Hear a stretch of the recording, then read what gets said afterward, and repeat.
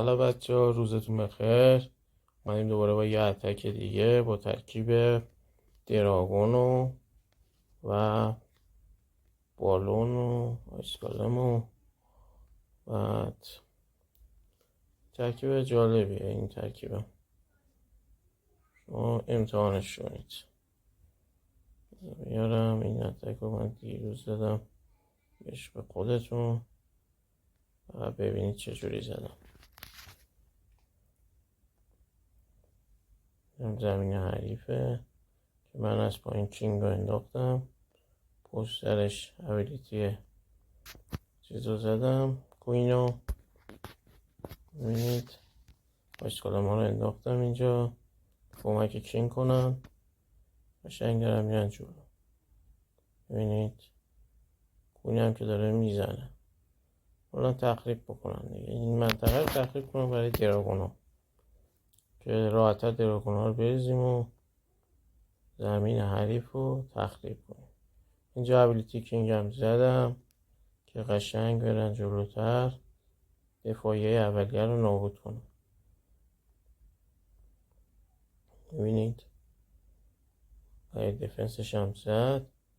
خب دراگون ها رو میریزیم پشت سرش، بالون ها رو که تقویت کنه. بالون بزرگم میندازیم کمکی. اینجا خشم رو انداختم، نگاه کنید اینجا نامردی زدم که بالون ها رو سریع نزنه، قشنگ تخریب میکنم.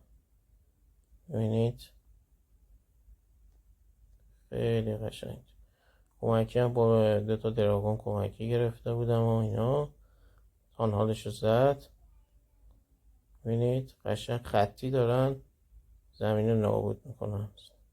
اونجا ابیلیتی جادوگر هم زدیم قشنگ. نیزه دارم که نگاه کنید داره قشنگ نابود میکنه دیگه. ببینید خیلی راحت سه میشه. به عشق خودتون زدم، کیف کنید. شما همه روش ها رو من امتحان میکنم براتون میذارم که شما یاد بگیرید. هرچه همتون حرفه‌ای هستید. بعد یه دونه دیگر هم بزنم ببینید.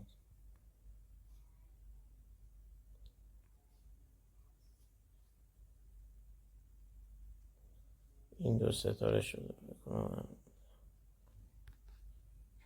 ولی قوی بود. نگاه کنید زمینش قویه. آیسکال ما رو میندازیم، کینگ رو میندازیم از اون ور کوین. اینجا ابیلیتی چیز رو خراب کردم. بعد دراگون ها رو انداختم، بالون ها پشت سرش.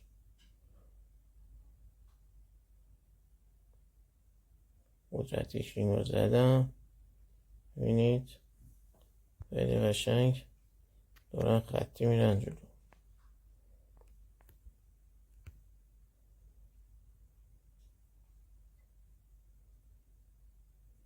اینجا کماندار چیز هم انداختم، نیزه داره.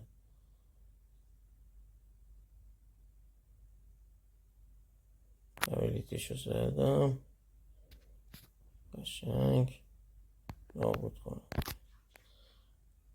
اینجا دیگه دراگون ها رفتم مرکز برای تانهال. تانهال رو میزنن. ببینید تانهال قشنگ زد دارم میرن جلو.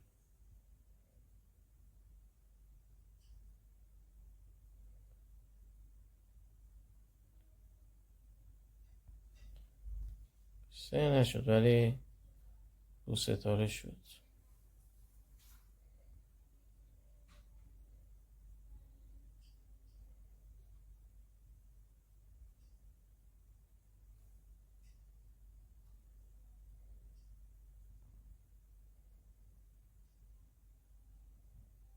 خیلی هم خوب زدم. چیزی هم نمونده، همه زمینش رو جمع کرد. زمینش قبل بزرگ پخش و پلا زیاد شده بود ولی با 2 ستاره هم برای همین زمین چیز زمینی خیلی عالیه. نظراتتون رو تو کامنت ها بگید. هر روشی بخواید من براتون میزنم اتک رو. شما لایک یادتون نره، سابسکرایب کنید. خیلی ازتون ممنونم.